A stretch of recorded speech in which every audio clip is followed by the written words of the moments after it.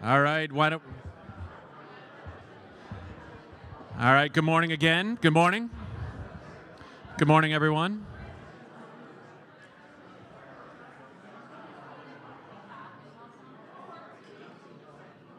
I hate to break up. Great conversation.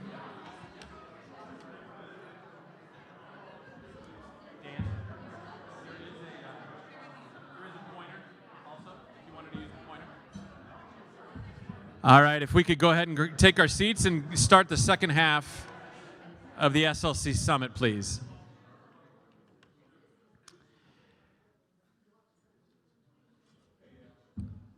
I don't know about you, but the last thing I wanted to do was break up a chance for us to be together, to speak about some of the issues that we see happening, to think about big initiatives that the SLC might take on in the future, to begin to brainstorm how cooperation amongst our municipalities and our businesses and industries might actually make a difference in our ecosystem, the ecosystem that really ties all of us together.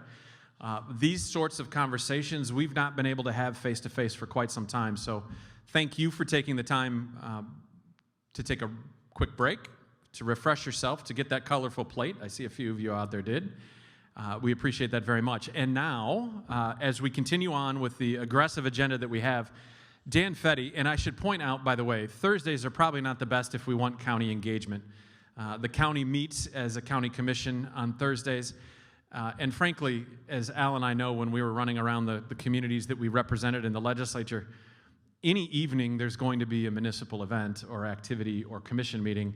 Any daytime, there's going to be something that's going to keep a leader from joining us in these meetings. So we very much appreciate you taking the time today to participate. And we miss Brian Dissette, a board member, who is also our county administrator, who's not here today because, in fact, the commission is meeting today during their regularly scheduled meetings. So we'll do our best to try to make these schedules work for these twice-a-year summits that we hold. But fortunately, Dan Fetty is here to join us to talk a little bit about harbor redevelopment, which continues to be a major initiative of the Strategic Leadership Council. You might know that the American Rescue Plan Act funds is a major topic that has been in the news for many of us. And then, of course, transportation continues to be one of those initiatives that I alluded to being a challenge. But these updates are important because it keeps us aligned towards the goals and objectives. So with that, please welcome Dan Fetty.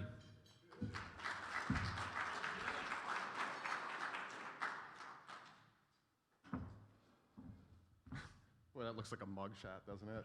And that is really bad.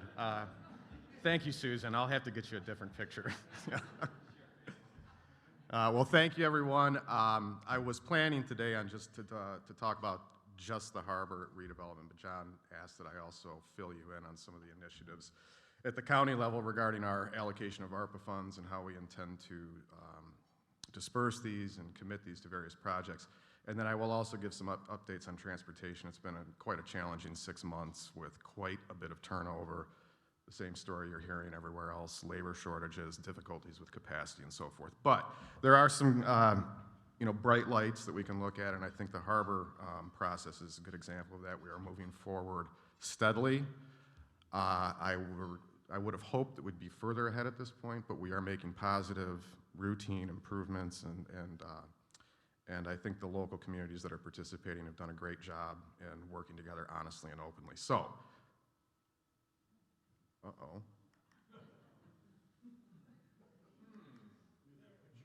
well, you're going to have to live with this because I don't know how to fix this.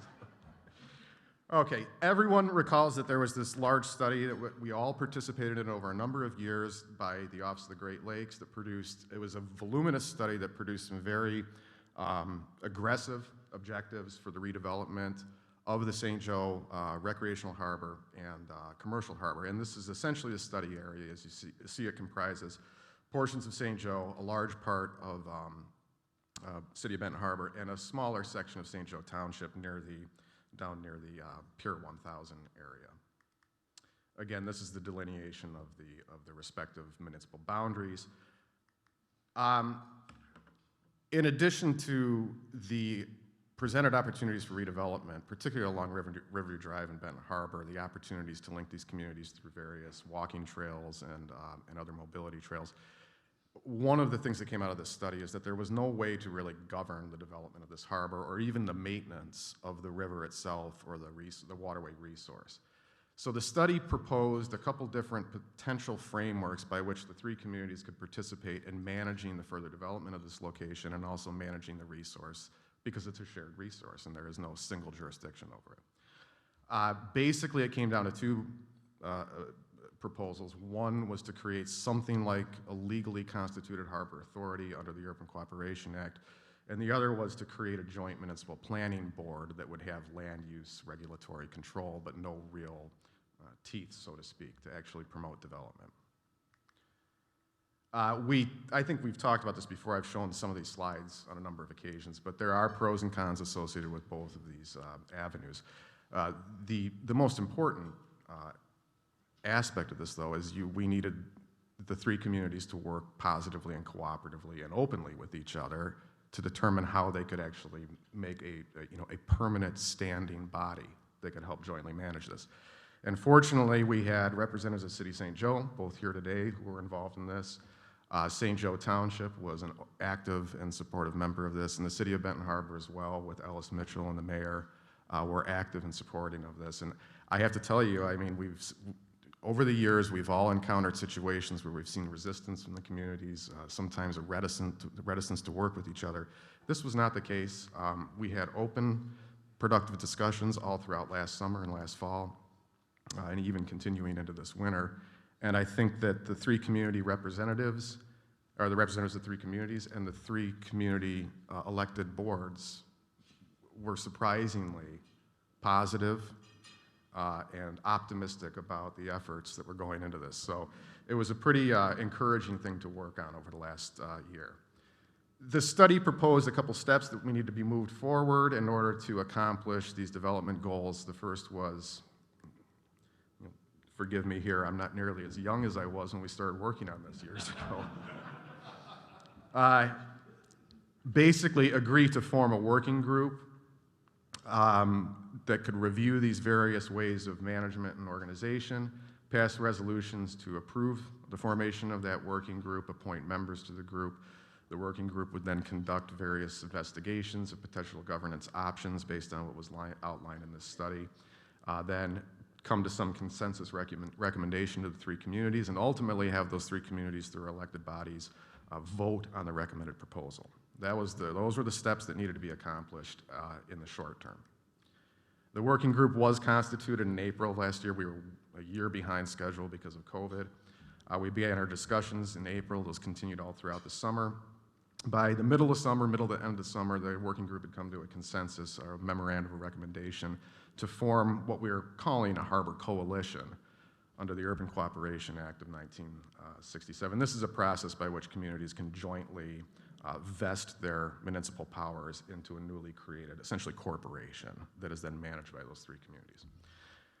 The idea here is that this coalition would initially be empowered to do some fairly limited things, such as sponsor and, if necessary, carry out dredging activities and other river maintenance activities in the St. Joe River, develop long-range plans for the maintenance of that river and the improvement of the waterway itself, and provide at least preliminary advisory-only review to the local governments on waterway improvement projects that were multi-jurisdictional in nature. You know, we're working on a water taxi project, for example, that will provide transportation along the waterway to the three communities over the summertime. That's an example of the kind of project that it would have been helpful to have a harbor authority in place that could review this, recommend it, and help, if necessary, fund it.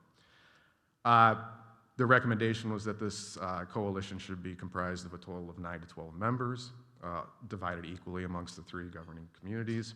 Berrien County, we've offered over the next 24 to 36 months to continue to provide staff support, as well as meeting space, preparation of minutes, agendas, technical advice, and support, and so forth.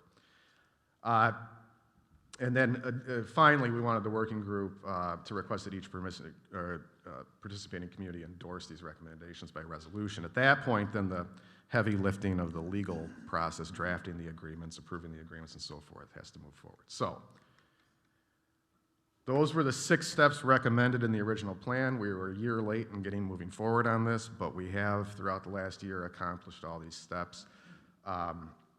St. Joe Township was the first to endorse formally the recommendations of that working group. That was in August of last year. City of St. Joe was the next in line, which was, I think, late August, early September.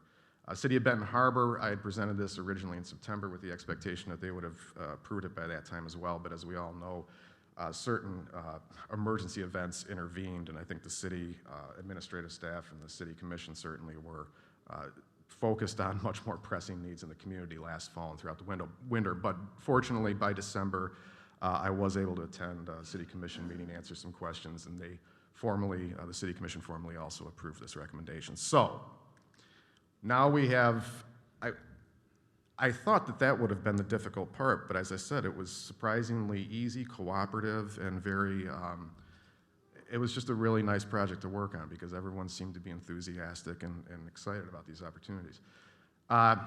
This might be the harder part, though, because this gets into kind of the nitty-gritty of the legal work, and coming from a family of lawyers, I know how much time can be dedicated to a comma or a period. But the 3 communities are going to have to negotiate and approve a contract to create this coalition, including the discussion of the express grant of powers by the local governments. Once that's approved, members will have to be appointed. I'm suggesting or recommending to the 3 communities that monthly meetings be held, at least initially. I don't know if that's going to be necessary forever. And the county is willing to host those meetings. They'll have to be subject to the Open Meetings Act, and we'll do all the basic notifications and so forth. The initial agenda items that I'm recommending is we, first of all, work with to get introductions with our partners in this river. That would be the Southwest Michigan Regional Airport, the DNR Waterways, the Office of the Great Lakes, which has been a great partner in all of this for the last few years, and also the Army Corps of Engineers, which has jurisdiction over this place. We do want to have this coalition in communication with both our state and federal legislatures because so much of what happens down in this harbor area depends on state and federal funding support. And most importantly, I think, as a kind of an action item that they could work towards is we need to prepare for the 2023 dredging activities, which are going to be pretty substantial based on what we've seen in the federal budget proposals for next year. Those are the immediate things we need to do between now and I would say the end of the summer. That's the goal, is to get this all accomplished by August. The long-range goals, you'll notice that none of this encompasses any of the development goals of that harbor plan that was created, and that's by intention.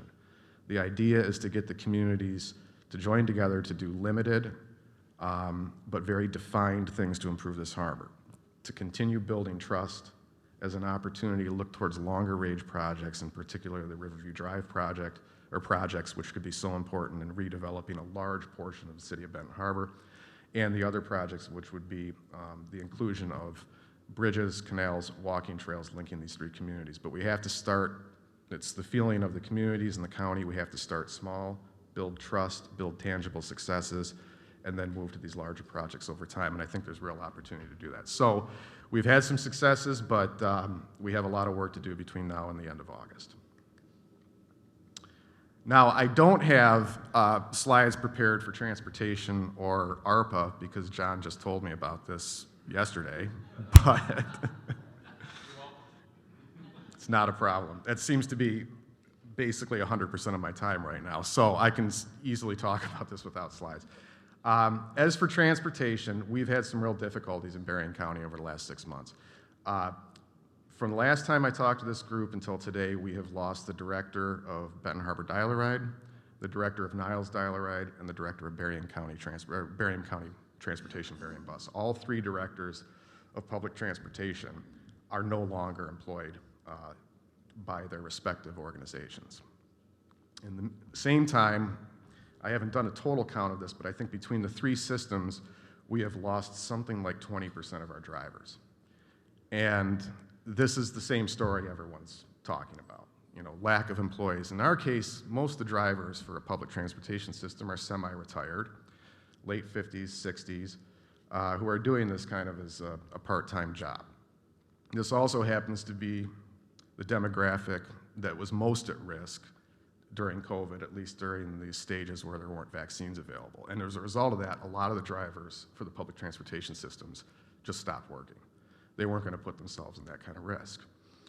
Bringing them back has been a real challenge. We have increased our pay to try to recruit them to come back, but we're competing against, not to pick on St. Joe Public Schools, but St. Joe Public Schools is offering, I believe, about $20 or $21 an hour for a driver.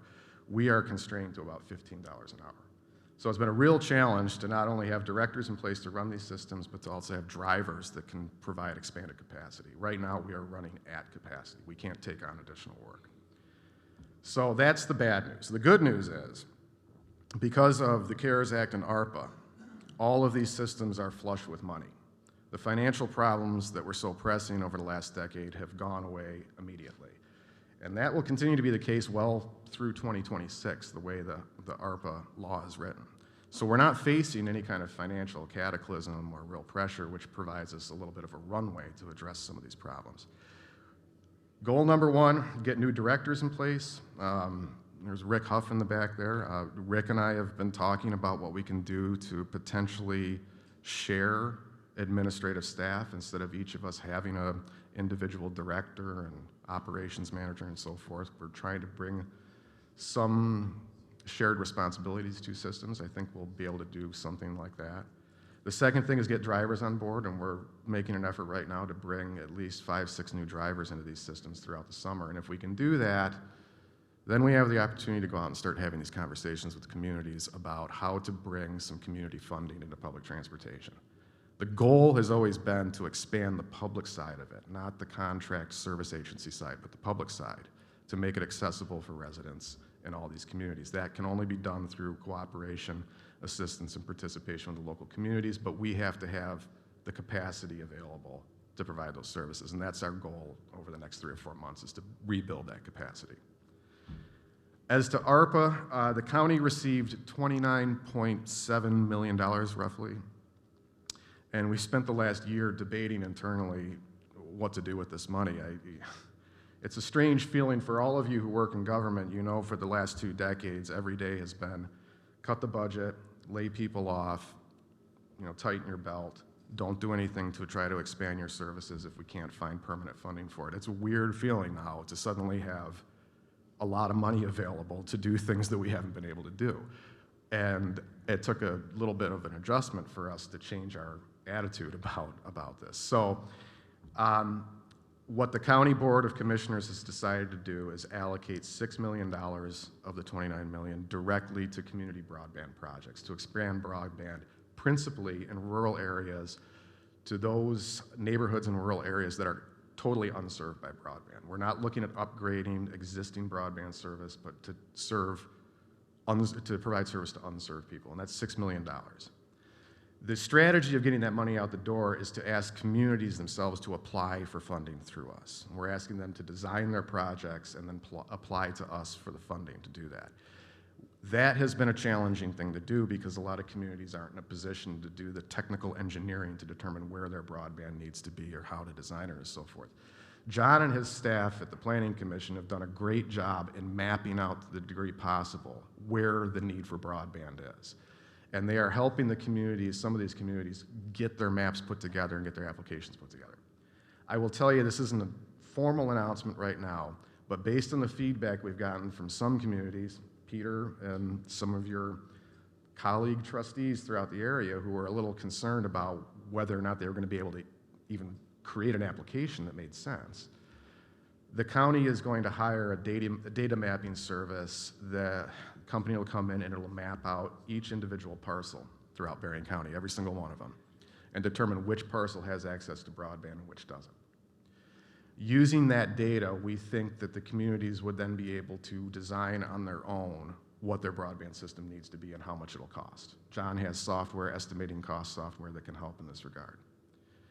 Because of that, we're likely going to delay the request for applications until probably October, because we want to get all of this important technical work done, which should be around the end of September. There is also discussion afoot of whether or not the county is going to apply for additional broadband funding directly from the state and federal government to build out under our own contract, broadband in those areas that can't be served through a sub-grant process as we proposed. So there's a lot happening with broadband. There's going to be $6 million put into the community over the next 2 years. There's a possibility there could be more. We're looking $20 or $30 million in addition to that to put in directly through our own programs. The remainder of our ARPA funds, we commissioned a pretty comprehensive study over the year to look at all of our facilities and all of our capital needs. And the price tag on necessary deferred maintenance and future improvements came out to over $65 million, which honestly was not a shock to us. We knew that this was the case. We'd been deferring maintenance in our facilities for years. So the Board of Commissioners has decided that the remainder of the ARPA funds is going to be placed in capital improvement projects internal to the county. We have immediate needs, safety and health needs that need to be addressed. Our road garages, for example. Some of them are being heated by turning the trucks on in the morning. That's not a safe environment to have workers in. But additionally, trying to recruit people into government right now is a particular challenge because we don't have the flexibility of raising wages very quickly. And we're also very concerned about raising wages when they can't be lowered, union contracts and so forth. We have wonderful benefits packages, but 25-year-olds apparently don't care about health insurance or pensions. So the only other strategy we have to try to recruit talented young people to work for Berrien County is to give them facilities and workspaces that are comfortable, that create cooperation, and that help improve productivity. We're trying to use this money to look 20 years out and say, what do we need? What kind of facilities do we need to recruit a young, talented workforce into our organization? We think that's the only strategy we have to address our labor shortages over the next 10 or 15 years. So that's where ARPA is going. $6 million will be in your communities and broadband, potentially 20 or 30 million more for successful and grant applications, and the remainder is going to go to renovate our own footprint. Okay? Thank you, everyone.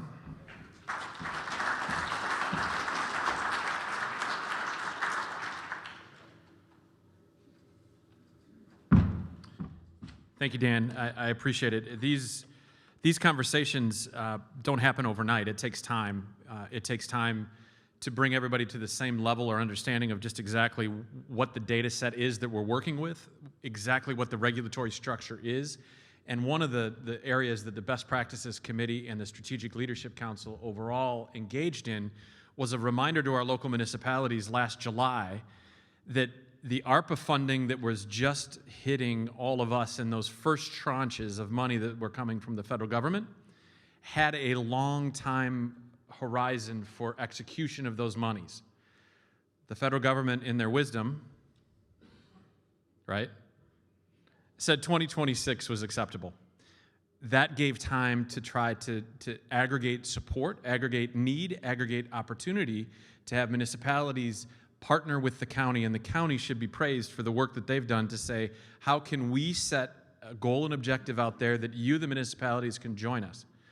Some of our municipalities had some funding, some had greater funding. It was all formulaic from the federal government. How do you cascade that in a way that leverages other dollars? And the Strategic Leadership Council led that conversation with then our chair of the Best Practices Committee, Mike Gary, and then our vice chair, Michelle Height. Today, that conversation continues, and that cooperation is in part because of Strategic Leadership Council. So thank you all for being willing to work cooperatively together with our elected officials at the county. Much work to be done, there's no doubt. So you might recall that the Best Practices Committee, our work in taxpayer value, and a conversation around mobility was a question that was brought up many years ago at the Strategic Leadership Council. This room, leaders in this room and others, said, what is it that we will do on mobility? It matters to health. It matters to communities and livability. It matters to what is happening in other competitive areas around the nation and around the state who are already addressing these sorts of things in a very cooperative and planned, specific manner. So what did we do? We said, let's try to do the same. And that has led to what we have today, which is the Friends of Berrien County Trails, and some great news of where they are today because of all of you. Please welcome our Friends of Berrien County Trails, Gary, Marcy, and I know Pam will be making a few comments in a few moments too. So thank you.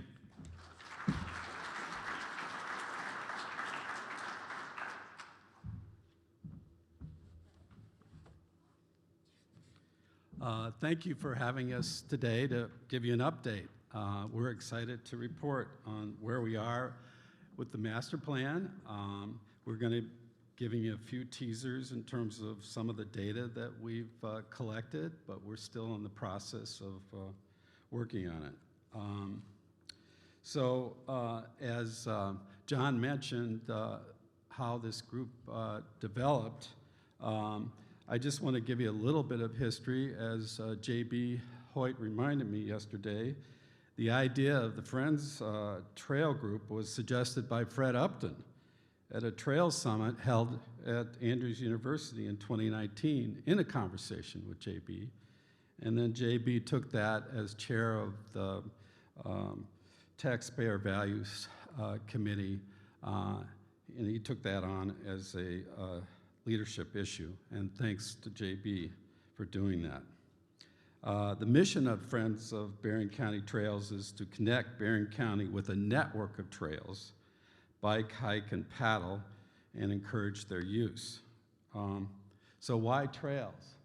Well, you can see down here in the southwest corner that we pretty much have a dearth of trails, and this is a trail state.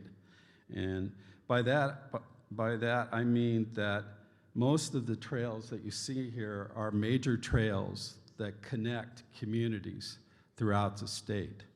And that is one of the things that we're trying to do, is connect. Trails have an economic impact, such as tourism. Tourism, which creates jobs and puts money into the local economy. Talent. Trails are important in attracting and retaining talent to create a more sustainable business environment. Retirees and investors who want to live and invest in communities with trails. And finally, health. Health is a huge benefit of trails in one's mental and physical health. This is kind of a complex slide in some ways, so I'm going to sort of try to get into the detail of it. The built environment includes all the physical parts of where we live and work, like homes, buildings, streets, open spaces, infrastructure. The built environment influences the public health. As a result of the 2022 Spectrum Health Lakeland Community Health Needs Assessment, trails can help to address 2 of the 5 priority health needs identified in the assessment: mental health and social cohesion. Now, social cohesion is that connectiveness or bond that holds or brings community members together. In addition, trail use can also help to mitigate the 3 top categories or causes of mortality in Berrien County: heart attacks, cancer, and strokes. Now, this is an amazing slide. 21 out of the 39, representing over 50% of our county's municipalities, have provided funds towards the cost of the Trails Master Plan.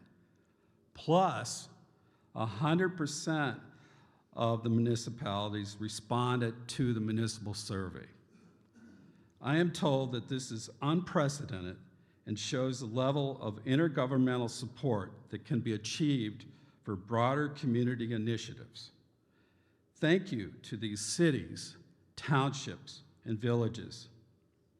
And our other funding partners: Berrien County, Spectrum Health Lakeland Foundation, Berrien Community Foundation, Whirlpool Foundation, and the Pokagon Fund. The core project team consists of myself, Marcy, Dawn Marie Smith, she's back there, wave your hand, Dawn Marie, she's with Be Healthy Berrien, and Mike Huber, who's not here today, from Avonmarsh. I would also like to recognize some of the Friends board members that are here today: J.B. Hoyt, Mike Gary, and Bob Clark. Thank you for your service. And I would like to say thank you to our steering committee members. They are an important part of the planning process. We attempted to put together a group of key stakeholders. There are many more that we could have added, but we had to limit to a viable working group. Okay, it's your turn. All right. For those who don't know, Gary is the president of Friends of Berrien County Trails, so that's why he kicked this off. And he left it to me, with the Planning Commission, to talk about the plan itself. So we want to tell you a little bit about what we're trying to do with this Trails Master Plan that's so wonderfully supported by the community, and where we're at and where we're going and what we hope to do with that. So, of course, I feel like today, you know, so depressing with hearing about unemployment and the housing crisis and all this, and we're happy to leave you with some great news about trails and progress being made in our community to have these trails and to attract talent. I mean, and it's no surprise that Trails came out of this group, because it hits on everything about your mission, about everything we're trying to do here to make this place a great place to live, work, play, retire, all that. So we know, as Gary mentioned, that we're lacking in trails. So we need to, you know, get some momentum and get this going. So we need a vision for our county to do this, that we can all get behind and move forward. So luckily, and you're right, I am too short to see that too, Michelle, and others. But we are so excited. We do have this map here that it did make it in because of J.B. Hoyt and his work into our county recreation 5-year plan that works to connect all the parks. But we need to do better than that. We need to connect all our communities. We need an overall countywide vision that serves our needs. So we're looking to develop a plan that does this. We're going to connect our communities, and we're all going to come together to create this overall vision.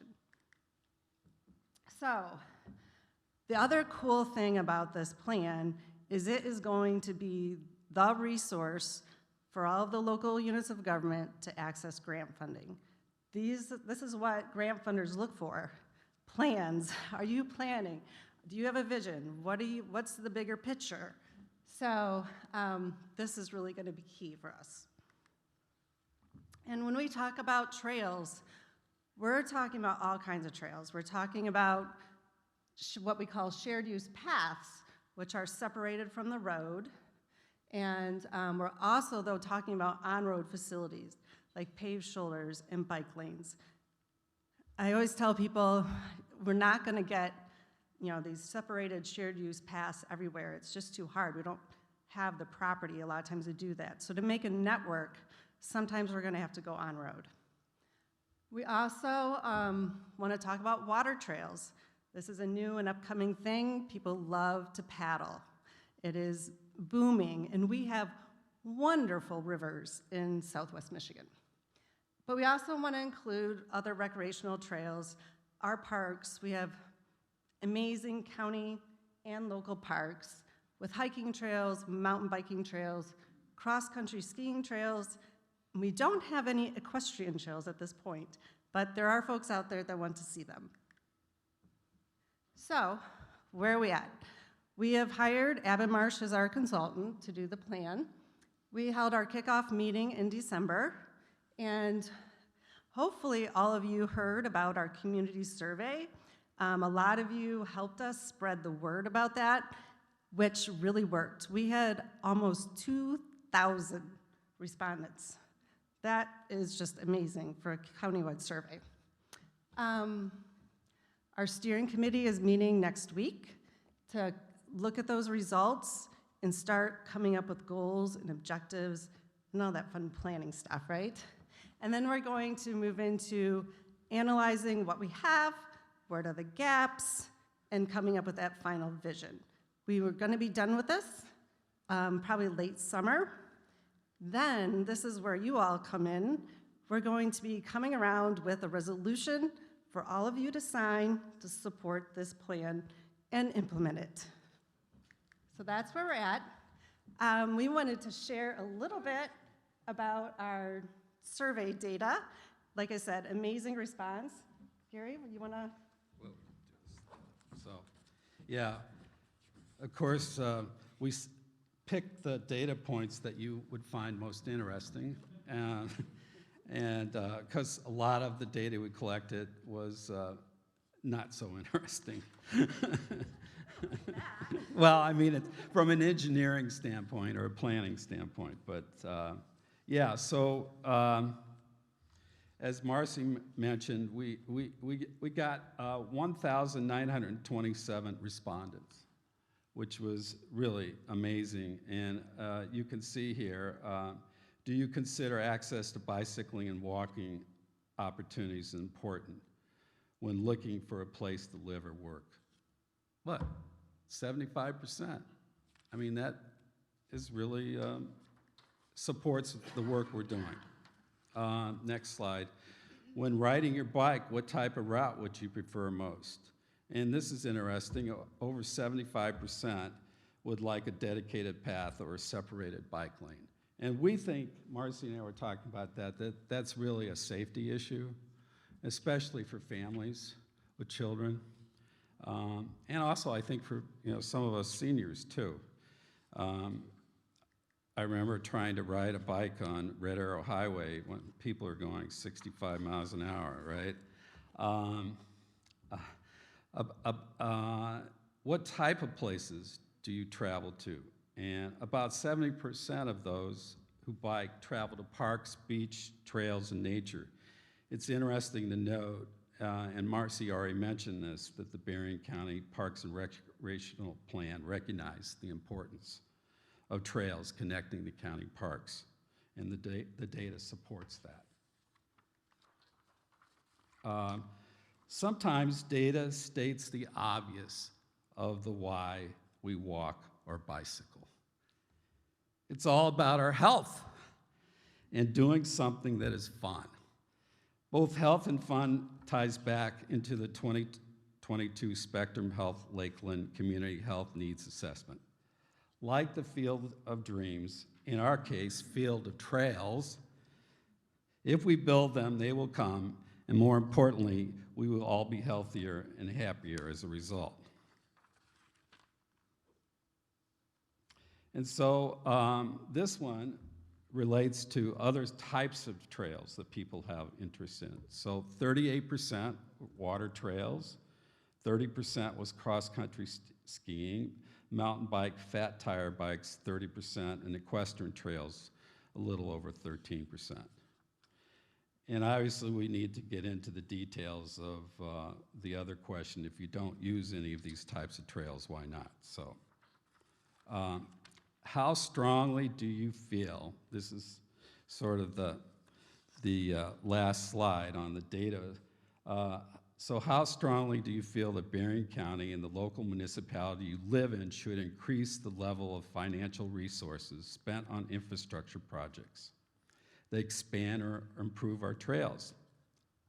Over 91%. So that kind of says it all, doesn't it? Okay, Mars. Use your thing here. Okay.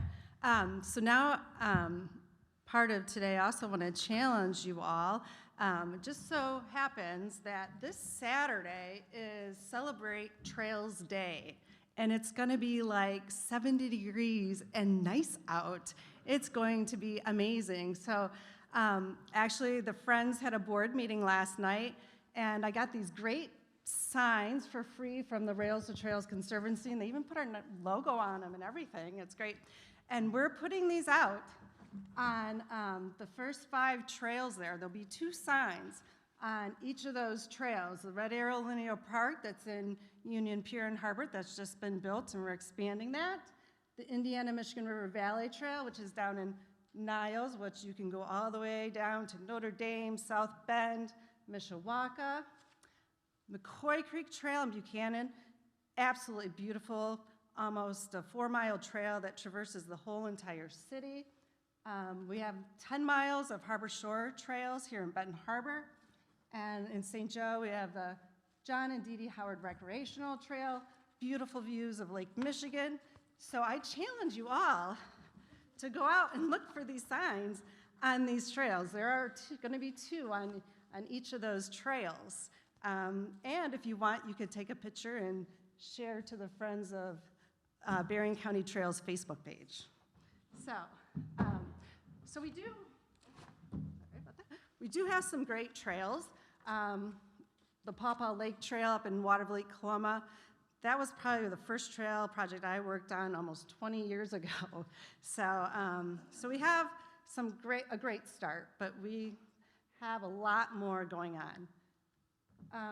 I mentioned the water trails. There's some information on the Paw Paw River Water Trail on the table when you walked in. We also have the Dowagiac River, the St. Joseph, the Galeen, Hickory Creek, and then of course, Lake Michigan along the coastline. So lots of opportunities to get out and paddle too. Might be a little cold, but as soon as we get warmer, that's always fun. Now the exciting part. There is so much happening in Berrien County in terms of trails. It's keeping me really busy. So it's a good thing. To share some data, in Berrien County in 2011, we had about 9 miles of the separated shared use paths. Now, today, we have doubled that. We have about 18 miles. So that was with the expansion of the Indiana-Michigan River Valley Trail down in Niles, the building of the Red Arrow Linear Park, and those types of things. So we are making progress, and so I encourage you to get out and experience these trails. These are the other major projects that are happening in Berrien County. The Marquette Greenway, this is exciting. This is gonna be a trail that connects New Buffalo to Chicago. And what's really cool is we're so close, aren't we, Michelle? So close to getting our funding in place. We hope to break ground on this early next year. And our counterpart in Northwest Indiana got a $17 million grant from the Department of Transportation to finish all of the gaps between us and Chicago over the next couple of years. That's gonna be transformational. And then we're moving up to Red Arrow. And like I said, we've already got about almost 2 miles built. We're gonna see almost a mile more built this year, I think, in Chickaming Township, right, David? And then our goal is to connect that to New Buffalo, the Marquette Greenway, all the way up to Bridgman, up to St. Joe. Indiana-Michigan River Valley Trail, like right now it's 17 miles between Niles and Mishawaka. That's great. We want people to come to Michigan, not go to Indiana, right? So we are working to get that trail up to Berrien Springs. I have a meeting Monday morning at 9 on that. So, and then of course, on to St. Joe. McCoy Creek Trail in Buchanan is working to connect over to Mont Niles. They just secured a big MDOT grant to do that. They just applied for another one. We'll probably see construction on that late next year. Ox Creek in Benton Harbor. This is a trail that I've been wanting to see for so long. There's an old railroad corridor along Ox Creek that would connect the Harbor Shores, downtown Arts District, out to our major retail area out by the Orchards Mall. And what a great transportation route, what a great, it would be beautiful in this ravine if we can clean it up and make it happen. Hickory Creek, people have wanted a trail along Hickory Creek, we're working on that. And then Whirlpool and Cornerstone are working on a trail along M63 to connect up, and soon we'll connect that up to South Haven. And then exciting news, Whirlpool is breaking ground in the next couple of weeks to build about 5 to 6 miles of mountain biking trail on their headquarter campus. So, wow, so much is going on. It is really exciting time for trails. So I wanted to leave you with that to inspire you all to stay involved in this and help us continue to move the needle. We're going to try to quickly get through this because I know you've got some time constraints. Go ahead. So this is who we are. We're a 501c3, and you can see that all the various things that we're doing around trails, and you can check us out on our website, berrientrails.org. And I want to thank you for giving us the opportunity. Again, we need your support. A major part of our planning process is community engagement. The community and municipal surveys are now done, and the data is being compiled and evaluated. The next step will be some selective focus groups and broader community workshops. We need you to get involved. We need your input. We're Can gonna you introduce Pam? I'm going to introduce Pam. Okay. very much. Thank you. And it was alluded to, but I wanted Pam Klein from Whirlpool Corporation to give a little bit of background on some amazing work that is happening as a part of this ecosystem of trails and how they're interdependent upon each other. So please welcome Pam Klein. Thank you very much, and I'll keep it very brief, but just wanted to really say thank you on behalf of Whirlpool for all the great work that's gone on. Certainly thank you to the Friends Committee and all of the communities and governments for getting behind this. I think it's a fantastic example of what can be done when all of the communities work together, and certainly we would love to see many more initiatives have a slide like Gary and Marcy showed with all of the different government units working together on a big picture initiative for something like this. And personally, as someone who would rather spend all my time outdoors on one of these trails, I couldn't be more excited for this to come to our community. I think it truly is, if you build it, they will come. We see that on the trails that we do have. So certainly on behalf of Whirlpool, appreciate everybody's collaboration in this effort, and certainly appreciate the leadership from Gary and Marcy and the committee. But look forward to much more coming out of the trails work and also other initiatives where we can use this for a role model for doing other things like this going forward. So thank you very much.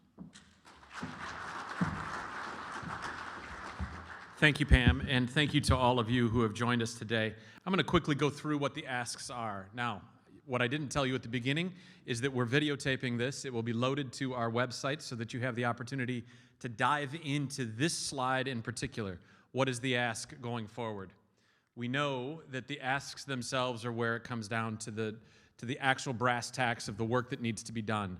Serve on local boards or committees for best practices, attend the local committees and the local municipal areas that you live in and serve in to make sure that you advocate for some of these initiatives. Those local officials expect and want your input at the local level.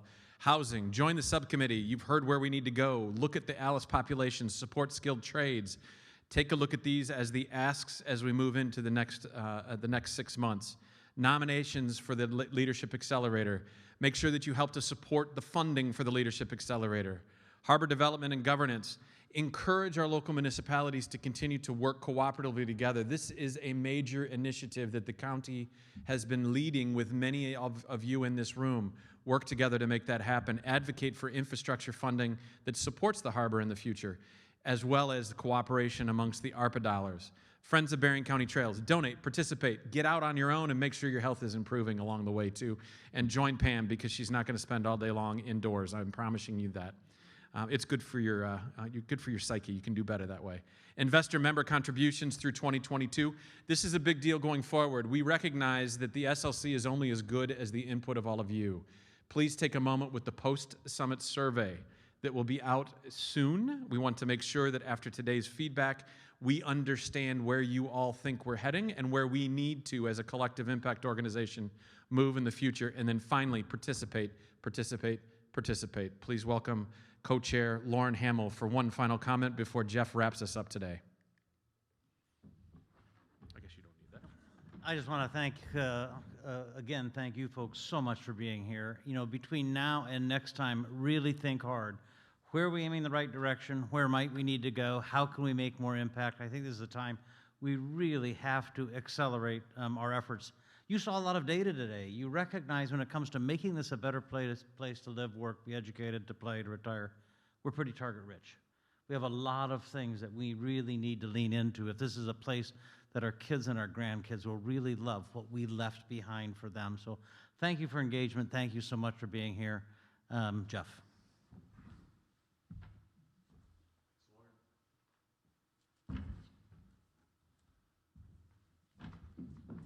Well, I'll really start out, or I'll end with where I started out by thanking everyone for the great progress that we made across. I think you see a snapshot. There's a lot more across this community. You know, I wanted to end with maybe just a perspective for everyone. You know, we actually, some of you may or may not remember, talked about this at our last face-to-face meeting in 2019. You know, we started this organization because there is, and I think you see, a great need for collaboration across all aspects of our community. But we did that 8 years ago. We talked about we need to kind of step back. You know, the hard work we did up front, is it still right? Are we adding value? Are we getting things done better than we were before? Have we prioritized the right focus? Are we driving the right initiatives? Now, all of us individually, through our organizations, are doing our jobs. There's no doubt about this. The question is, and the whole belief behind the SLC is that through collaboration and advocacy, working together, we'll get better results than trying to all do it ourselves. And that's still the working premise. So we're going to do a lot of work between now and our next face-to-face, October. I know there'll be a lot of work going on in between, but we're going to, you know, get your input to make sure that we know how people feel. How can we be more effective? We want to be output focused. We just don't want to have meetings. You know, we want to create the environment that we're talking about. We also have, you know, since 2014, there's a lot of new people, and we got to go back and examine across all aspects of the community. Do we have the right representation? Is everybody at the table? This is an inclusive organization. It is a collaborative organization. And it's one that we all need to be advocates for the positive change that we're trying to create. So anyway, that's what Lauren and I and John commit to do with the board and working with all of you. That'll be a big part of our October meeting, as well as updating on the initiatives. In the sake of time, I'm not gonna, we try to start on time and end on time. I will really end there, but I just really like to end by thanking you for all the hard work, the energy, and the things that you have reported out today is progress. You know, over this period of time, we've had some wins, big wins. We have a lot of things that we've made progress on, and we've had some things that we weren't able to move the ball as much as we'd like to. Well, that's still net a lot of progress, and we just want to get even more impactful and better at it. So again, thank you for joining, thank you for coming, and we look forward to working with you throughout the balance of the year. So thank you very much.